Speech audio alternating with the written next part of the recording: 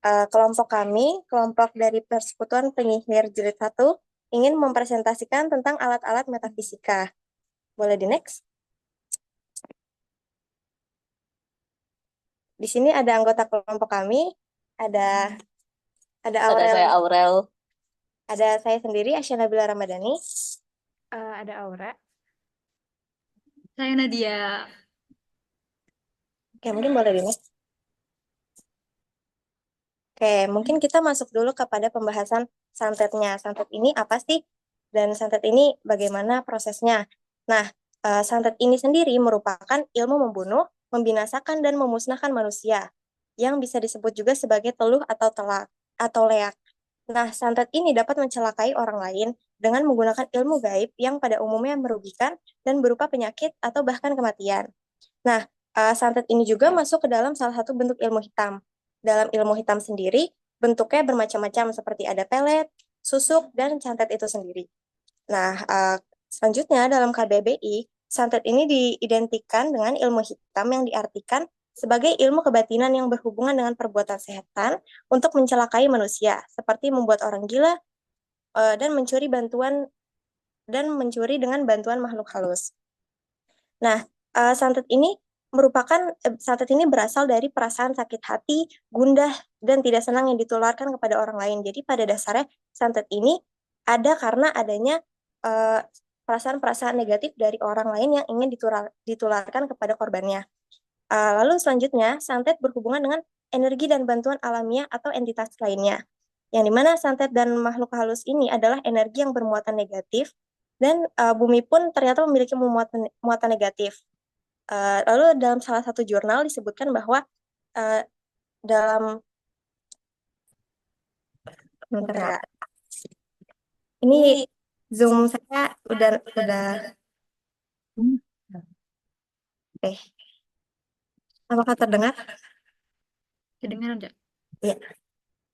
Oke, mungkin bisa dilanjut lagi. Nah, dalam salah satu jurnal disebutkan bahwa dalam hukum Sikalem dikatakan bahwa muatan yang sejenis akan saling menolak dan muatan yang tidak sejenis justru akan saling tarik-menarik. Oke, nah di sini terlihat bahwa dari santet ini kan bermuatan negatif. Nah, bumi itu juga memiliki muatan-muatan negatif.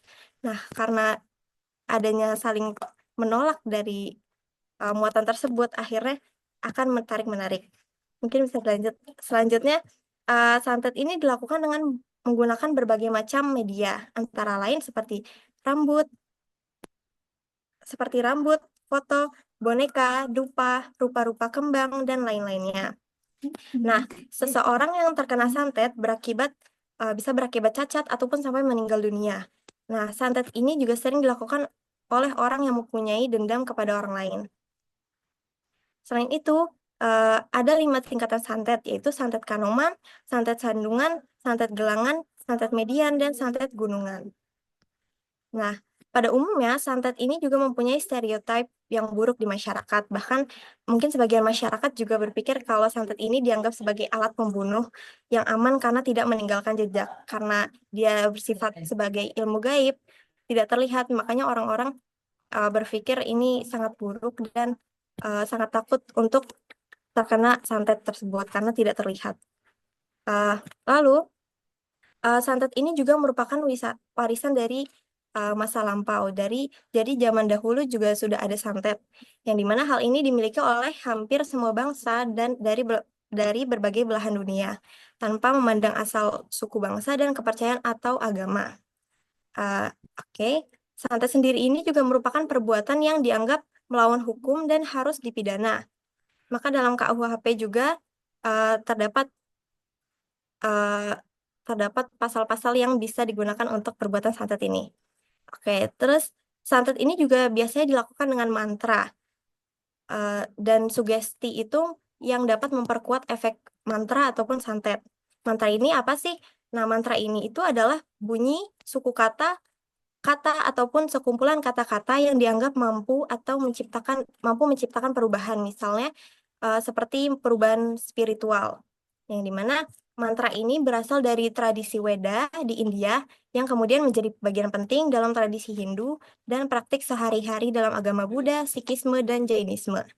Nah, penggunaan mantra ini sendiri sekarang tersebar melalui berbagai gerakan spiritual yang berdasarkan dari berbagai praktik atau tradisi dari agama ketimuran.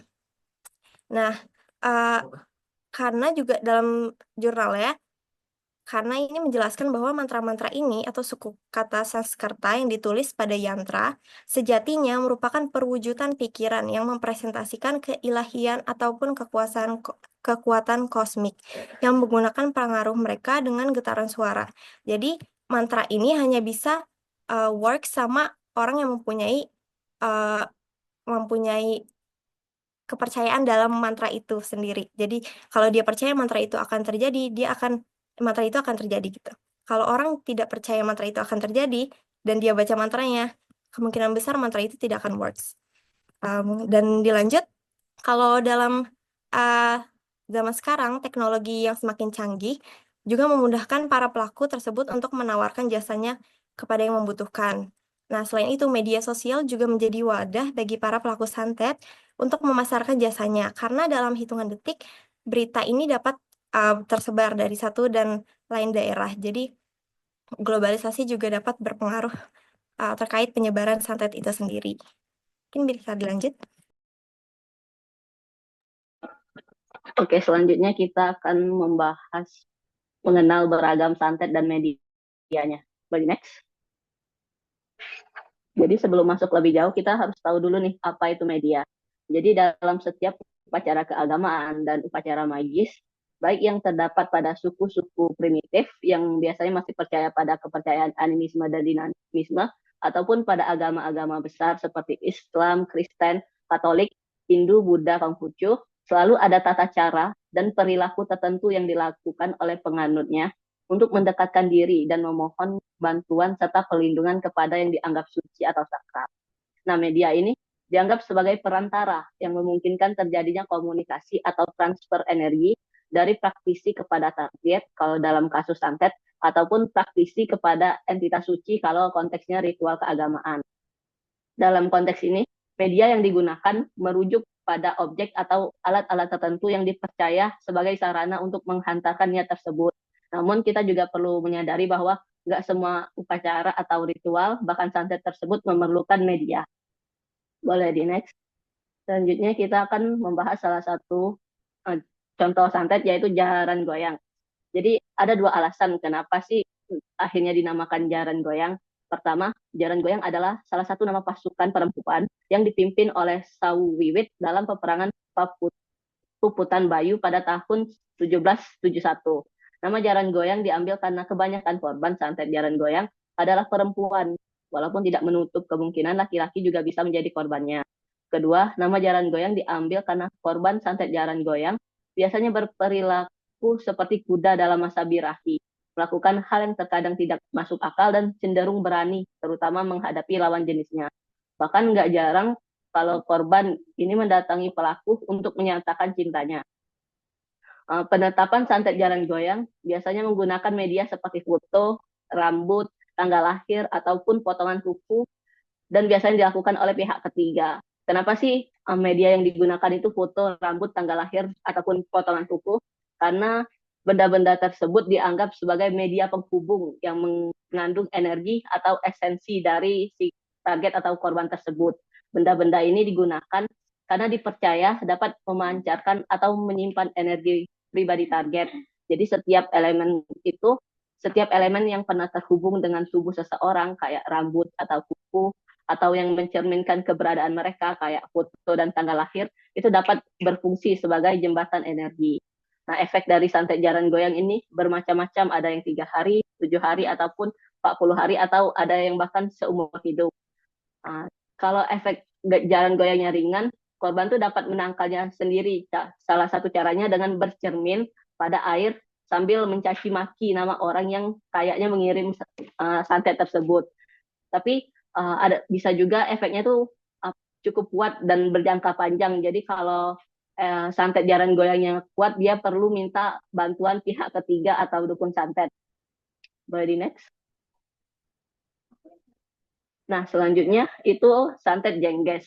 Jadi sebenarnya jengges itu istilah lokal yang digunakan oleh masyarakat desa pojok Jawa Timur untuk menyebut istilah santet. Serupa dengan santet, jengges juga digunakan untuk melukai, menyakiti, dan membunuh si calon korban yang dikehendaki.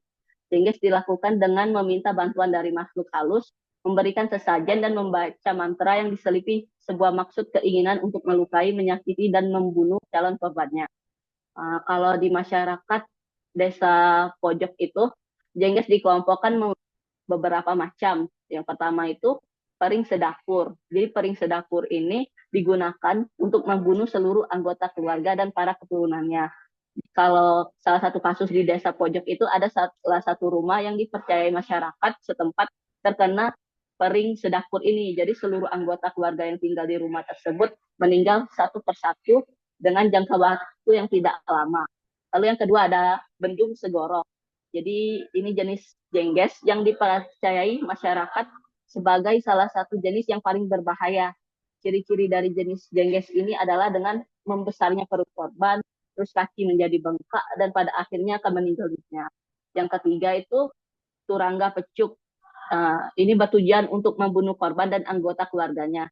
Dalam membunuh korbannya itu biasanya dimulai dari anggota keluarga yang mempunyai umur paling tua. Jadi paling tua, terus next ke yang paling muda. Nah, ketiga jenis ini uh, bersifat menyakiti dan berfungsi untuk membunuh orang lain. Jadi next. Nah, ini penggunaan media dalam jengges. Jadi, kalau Grits dalam Dharmayanti menjelaskan bahwa jengges harus dilakukan dengan meletakkan benda-benda tajam berupa paku, pecahan kaca, dan rambut di dalam sajen dan meminta bantuan makhluk halus untuk memasukkan benda-benda tersebut ke dalam perut korban. Nah, kenapa sih di jengges itu perlu paku, pecahan kaca, dan rambut? Jadi, paku di sini nih dipilih karena bentuknya yang tajam dan kuat. Jadi melambangkan kekuatan untuk menancap atau menghancurkan. Dalam konteks ini, paku digunakan sebagai simbol ketetapan niat dan kekuatan untuk menciptakan pengaruh yang mendalam dan permanen pada target. Paku juga dianggap sebagai media untuk mengikat energi atau niat tertentu. Jadi supaya energi yang ingin diberikan itu nggak mudah hilang dan tetap bertahan lama. Sedangkan kalau pecahan kaca itu melambangkan sesuatu yang tajam, berbahaya, dan dapat melukai. Pecahan kaca dipilih karena memberikan kesan kerusakan yang sesuai dengan niat dalam ritual tersebut untuk menciptakan perpecahan atau rasa sakit pada target. Kemudian ada rambut. Kenapa rambut? Sama kayak di jaran goyang tadi. Rambut kan bagian dari tubuh manusia, sehingga dipercayai memiliki hubungan langsung dengan pemiliknya. Dalam kepercayaan ini, benda yang pernah bersentuhan atau berasal dari tubuh seseorang dianggap mengandung esensi dari orang tersebut seperti energi atau aura. Sehingga rambut dianggap sebagai jembatan energi yang dapat membantu menghubungkan niat pelaku dengan target supaya apa yang ingin dicapai itu lebih efektif. Boleh di next.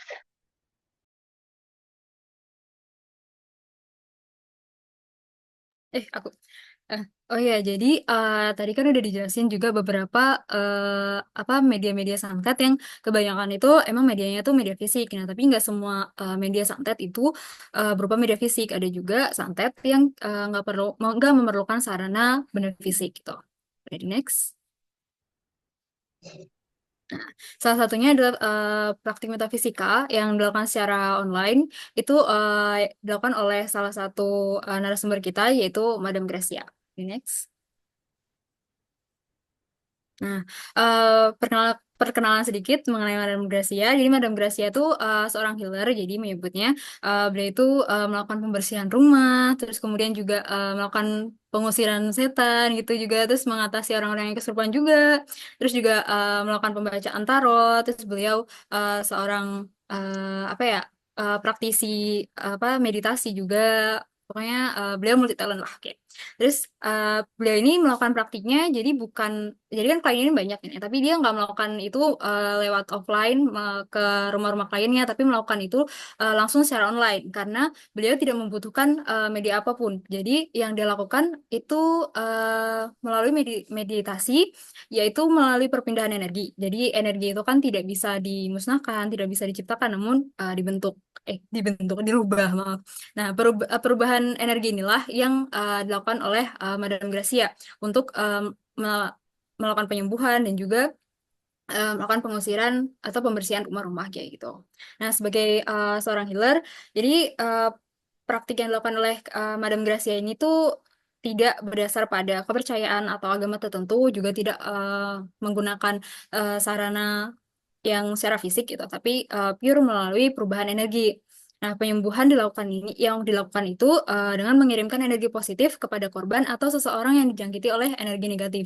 Jadi, Madam Gracia ini mempercayai eh, praktik santet ataupun praktik penyerangan eh, kepada seseorang secara goib itu dilakukan dengan memindahkan energi negatif kepada orang yang dituju, jadi kepada resipien gitu. Nah, oke, jadi konteksnya dalam praktek santet itu tuh gimana? Boleh di next. Oke, jadi kita untuk memahami tersebut kita perlu mengenal energi yang dimaksud. Jadi santet itu dikirimkan sebagai sebentuk energi negatif yang kemudian termanifestasi menjadi beragam hal.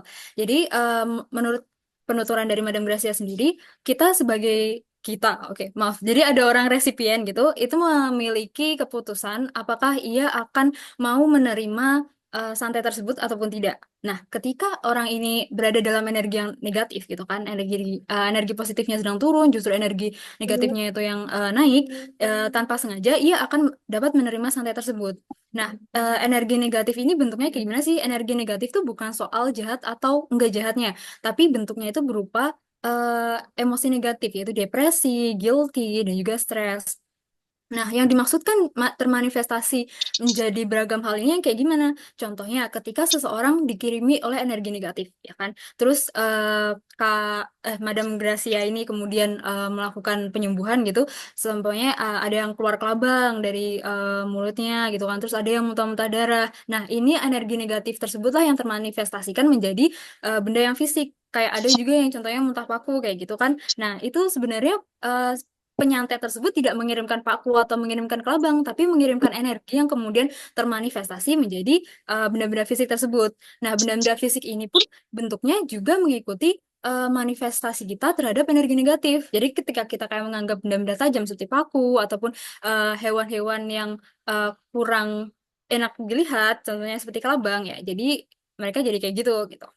Terus juga tadi santet ini akan lebih mudah masuk atau menjangkit ke dalam diri seseorang apabila dirinya itu dipenuhi oleh energi negatif. Dan ini juga apa? Sebaliknya juga seseorang yang dengan energi yang kuat itu juga memiliki kemampuan untuk menolak energi negatif tersebut. Nah, hal ini juga berlaku pada kasus orang yang ketempelan atau mampu melihat sesuatu entitas. Karena dari penuturan Madam Gracia, ketika kita bisa melihat suatu entitas gitu ya, itu lebih dikarenakan karena kita itu lower vibe. Jadi dijelasin juga bukan cuma mengenai energi positif dan negatif, tapi juga ada yang high vibe dan juga low vibe. Nah, entitas-entitas ini mostly itu mereka tuh lower vibe. Terus sedangkan manusia itu high vibe. Nah, ketika kita tuh ada dalam stase yang kita nih vibe-nya lebih rendah dan kemudian kita satu frekuensi dengan entitas tersebut, makanya kita tanpa sengaja bisa melihat atau si entitas tersebut mampu menunjukkan diri karena frekuensi kita tuh lebih rendah atau sama dengan entitas tersebut. Gitu. Ready, next.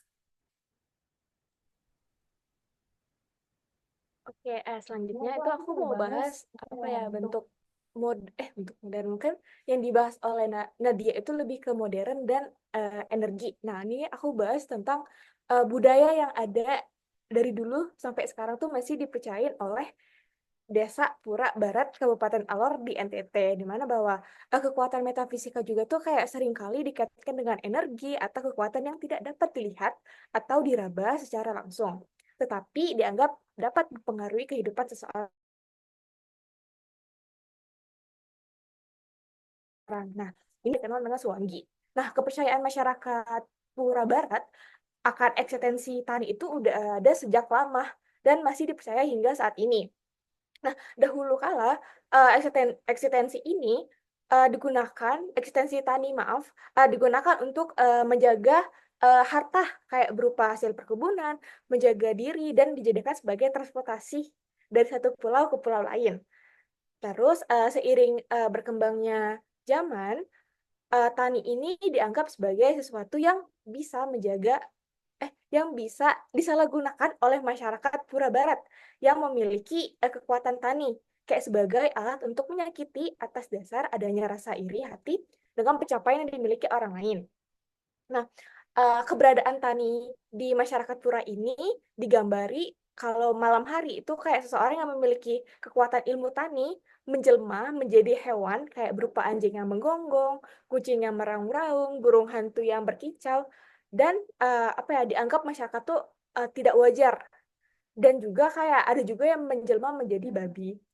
Terus maaf, dengan adanya kasus yang terjadi dalam masyarakat ini, itu mereka ngeliat kalau maraknya kasus sakit yang secara medis dikatakan tidak sakit, dan juga kayak banyaknya gangguan alam seperti hewan yang tidak berperilaku tidak wajar.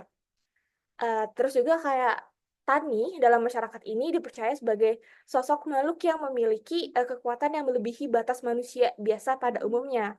Tapi mereka tuh masih hidup normal seperti manusia pada umumnya. Uh, Sumber dari cara memperoleh kekuatan spiritual tani itu dengan cara ada 3 cara. Kayak dari alam dan memiliki kekuatan supernatural yang kuat. Dan tani biasanya menunjukkan diri pada orang yang memiliki kecocokan darah dan aura dengan kekuatan tersebut. Terus juga kayak kekuatan tani juga dapat diperoleh melalui garis keturunan. Dan juga tani juga tuh diperoleh dengan cara kayak betapa berguru pada orang yang sudah memiliki kekuatan tani. Selanjutnya, dampak dari tani itu kepada korban itu dapat disembuhkan oleh engfalah, maksudnya engfalah yang berarti adalah dukun, ataupun kayak bisa berujung pada kematian. Nah, proses pengobatan yang dilakukan oleh engfalah ini biasanya digunakan dengan menggunakan sirih, pinang, dan kapur. Penyakit akibat dari perbuatan tani ini itu dapat dalam bentuk paku, batu kecil, rambut, kawat, atau tergantung guna-guna apa yang dikirim melalui mantra oleh tani, ataupun biasanya dengan cara menyentuh melalui makanan, minuman, dan hal lainnya. Boleh di next.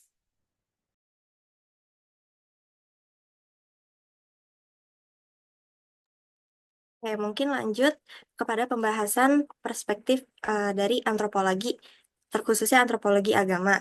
Nah, dalam antropologi agama sendiri, ini santet ini diklasifikasikan ke dalam bentuk primitif agama.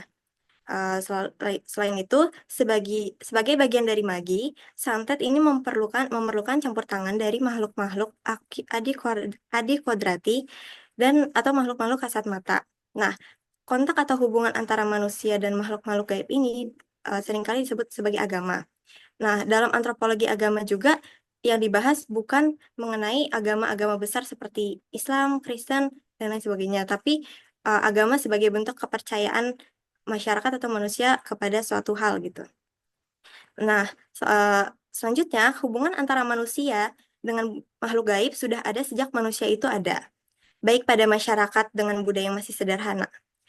Hal ini tampak dari teori Pruitt ataupun Tyler yang berbicara mengenai kepercayaan animisme dan spiritisme, yang menyebutkan bahwa manusia ini menyadari adanya ada jiwa-jiwa yang telah lepas, dan jiwa tersebut akan menjadi roh atau spirit.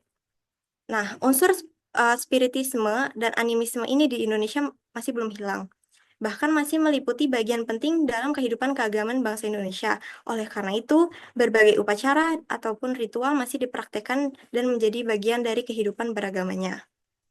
Nah, kalau sekarang membahas dari agama besar itu sendiri, dari agama Islam, santet ini juga cukup disebutkan dalam agama Islam yang dapat dilihat dari surat Al-Baqarah ayat 102, yang dimana artinya ini menyebutkan bahwa maka mereka mempelajari dari kedua malaikat itu apa yang dengan sihir itu mereka dapat menceraikan antara seorang suami dan istrinya.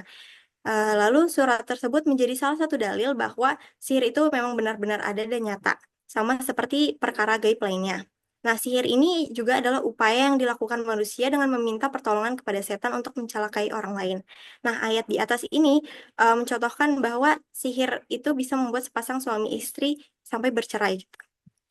Nah, selain itu, selain dari salah satu contoh ayat Al-Baqarah, eh, dalam kalimat ta'awuz di setiap bacaan Al-Quran, kita seringkali menyebutkan A'udzubillahi minasyaitonirrajim, yang berarti memohon perlindungan Allah dari godaan setan dan jin.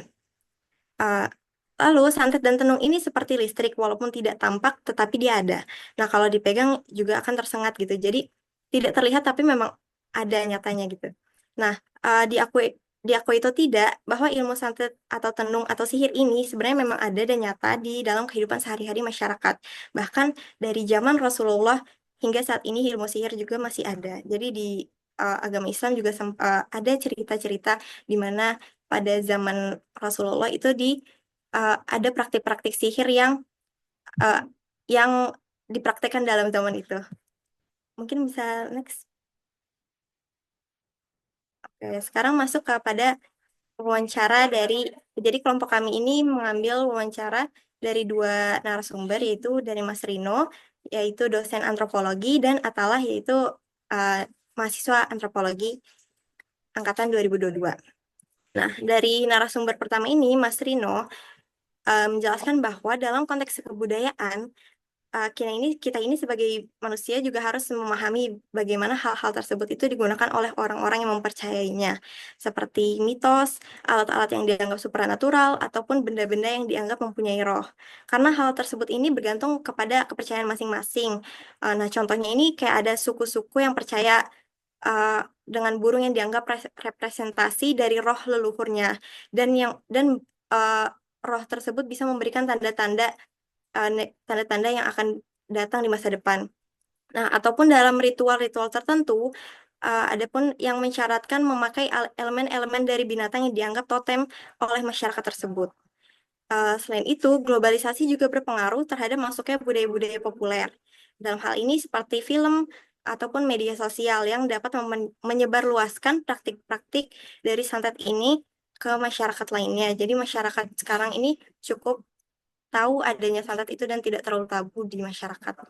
Nah, pengalaman Mas Rino beliau ini pernah ikut beberapa ritual. Salah satunya ini konteksnya dalam penelitian beliau ya. Jadi beliau ikut beberapa ritual untuk penelitian. Salah satunya adalah ritual pemanggil roh yang digunakan untuk keperluan penyembuhan. Jadi bukan untuk negatif. Jadi ini lebih ke yang positifnya dalam tradisi masyarakat Tionghoa di Jakarta.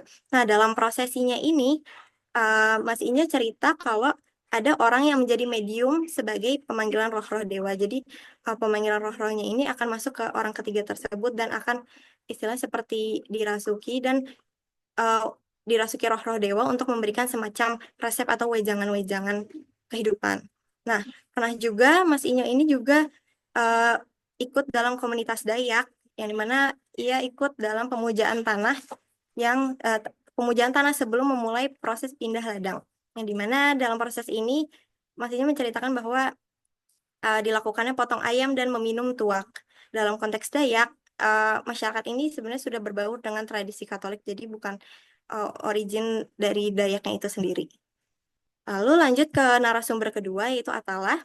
Nah, Atalah ini menjelaskan kalau antrop ini melihat alat-alat ini sebagai simbolisasi bahwa adanya kepercayaan yang mereka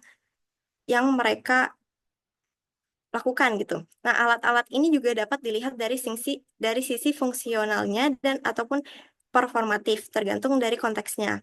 Nah, kalau kayak kepala rusa dan lain-lain itu uh, yang untuk dipajang itu mungkin jatuhnya seperti performatif.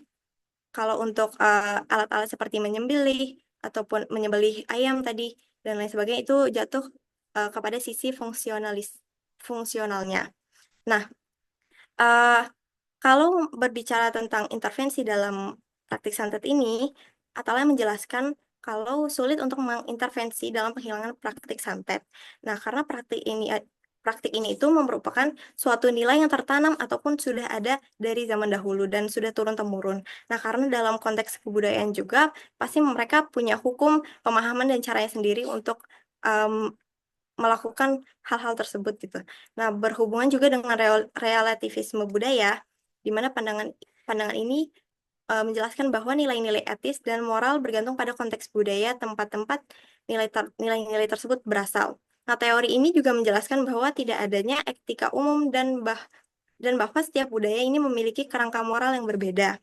Nah, kepercayaan ini juga kepercayaan kepercayaan terkait alat dan ritual ini berhubungan dengan kepercayaan dengan masyarakat tersebut. Selain itu, globalisasi juga dibahas dan memunculkan inovasi-inovasi alat-alat ritual. Jadi, melihat dari efisiensi dalam melakukannya dan mendapatkan alat-alat tersebut, misalnya kayak zaman sekarang mungkin alat-alat yang sudah turun-temurun digunakan itu sulit untuk ditemukan dan sulit untuk dicari. Jadi masyarakat tersebut bisa mencari ataupun ataupun melakukan praktik santet ataupun ritual menggunakan alat-alat yang baru dan uh, yang efisien menurut mereka. Nah, hal ini juga tergantung dari masyarakatnya itu sendiri, mereka mengubahnya atau tidak. Jadi, hal ini juga berhasil dari konstruksi masyarakat. Mungkin boleh di next.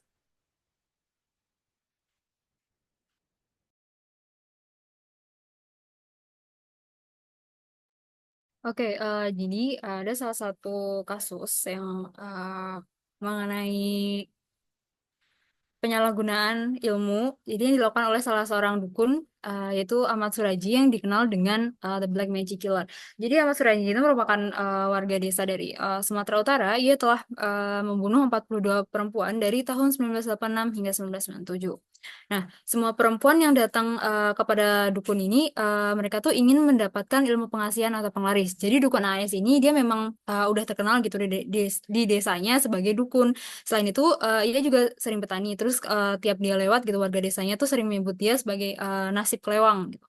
Terus dukun AS ini biasanya akan meminta setiap kliennya itu untuk membawa peralatan ritual. Jadi ia membawa kembang telon, kemian putih, kemian Arab atau buhur, dan juga sepasang jeruk purut.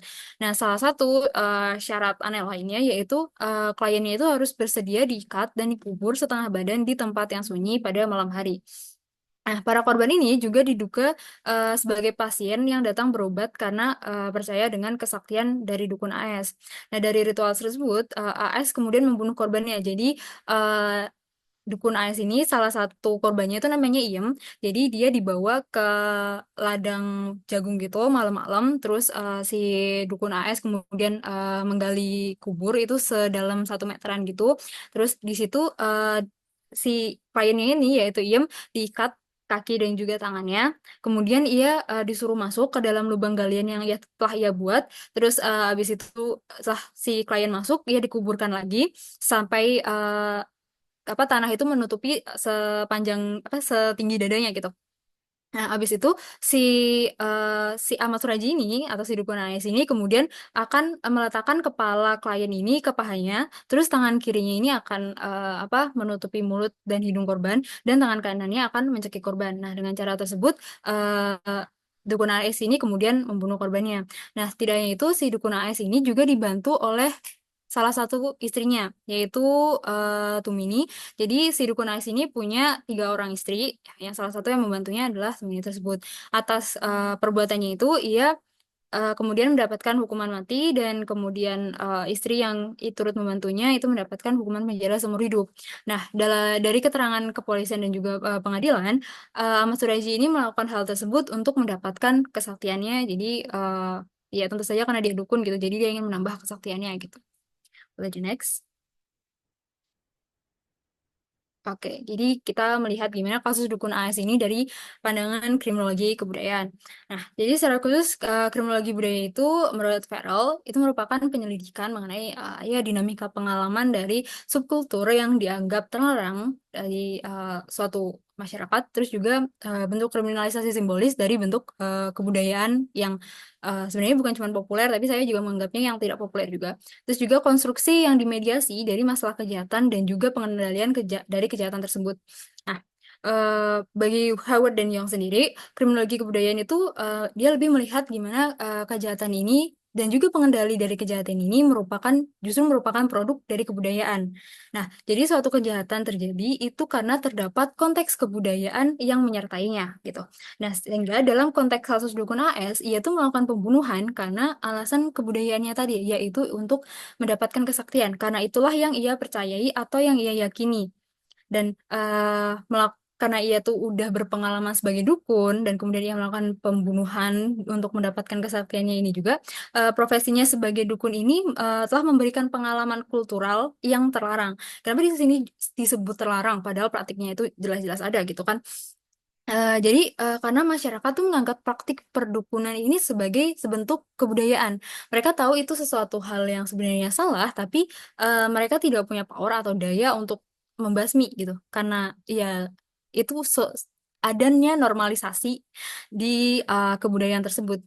Kenapa kita juga bisa menyebut ini terlarang? Karena satu, ketika praktik ritual atau ya bisa dibilang pembunuhannya juga itu terjadi dilakukannya di malam hari, yang jelas tidak ada orang yang beraktivitas di waktu-waktu tersebut, terus juga dilakukan di tempat yang sepi, di mana tidak ada banyak orang yang melihat. Jadi di situ baik klien maupun dari pelaku sendiri juga mengetahui sebenarnya bahwa hal ini tuh tabu, tapi tetap dilakukan karena itu yang ia yakini itu adalah sebentuk budayaannya. Maka eh, kemunculan dari dukun AS ini juga dan juga dukun-dukun lainnya itu telah dinormalisasi dalam masyarakat. Terus yang menarik juga dari kriminologi kebudayaan jadi gimana para kriminolog kebudayaan terutamanya itu melihat bahwa entah kriminalitas itu terjadi akibat kebudayaan atau justru kebudayaan ini merupakan produk dari aktivitas kriminal. Jadi itu yang sering jadi perdebatan oleh para kriminolog kebudayaan.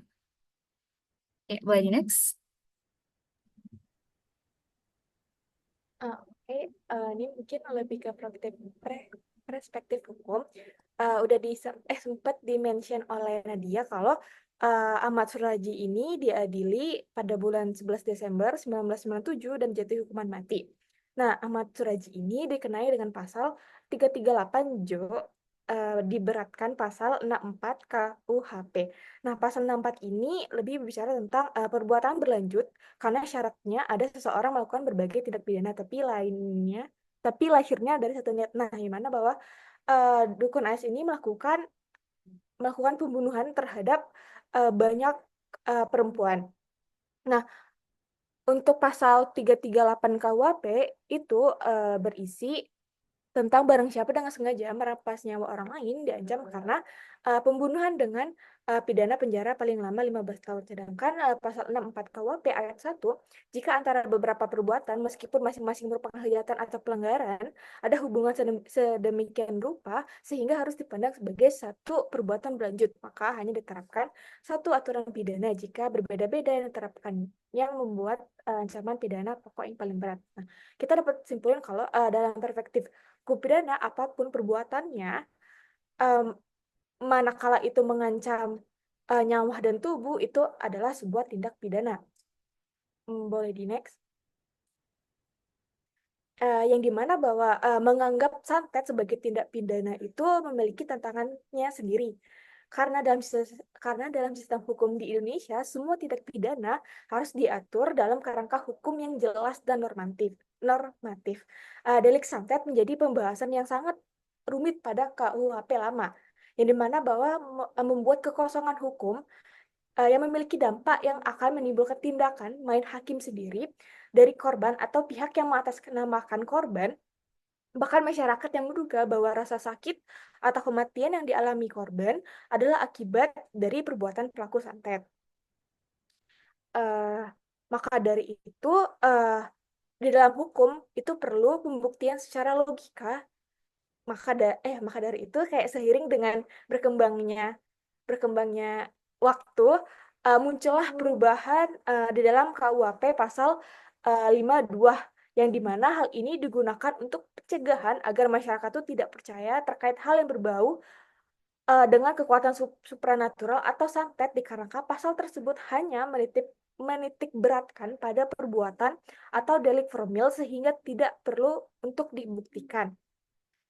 Mungkin kita lihat pasal 252 itu berbunyi kayak setiap orang yang menyatakan dirinya mempunyai kekuatan gaib, memberitahukan, memberikan harapan, menawarkan, atau memberikan bantuan jasa kepada orang lain bahwa karena perbuatannya dapat menimbulkan penyakit, kematian, atau penderitaan mental atau fisik seseorang dipidana dengan pidana penjara paling lama 1 tahun, 6 bulan, atau pidana denda paling banyak kategori 6. Ayat 2, jika setiap orang, sebagaimana dimaksud ayat 1, melakukan perbuatan tersebut untuk mencari keuntungan atau menjadikan sebagai mata pencarian atau kebiasaan pidana dapat ditambah 1/3. Nah, menurut kita, ruang lingkup pengaturan dalam pasal 252 ini adalah tindakan si pelaku yang menyatakan dirinya jika pelaku menyatakan dirinya sebagai kekuatan gaib itu si pelaku santet yang menyatakan dirinya mempunyai kekuatan gaib, memberitakan atau memberikan harapan, menawarkan atau memberikan bantuan jasa kepada orang lain, itu bukan pada perbuatan santet itu sendiri. Jadi kita juga merujuk pada kata dapat dalam ayat 1 ini, yang mana menunjukkan bahwa tidak pidana dalam pasal tersebut bukan pada berhasilnya perbuatan pidana santet, tapi lebih ke bagaimana si pelaku santet mampu membuat orang lain percaya dan atau menggunakan jasanya. Ya, mungkin slide berikutnya. Oke, ini adalah daftar pustaka yang kami gunakan. Boleh di next ya. Terima kasih, sekian presentasi kami terkait alat-alat metafisika.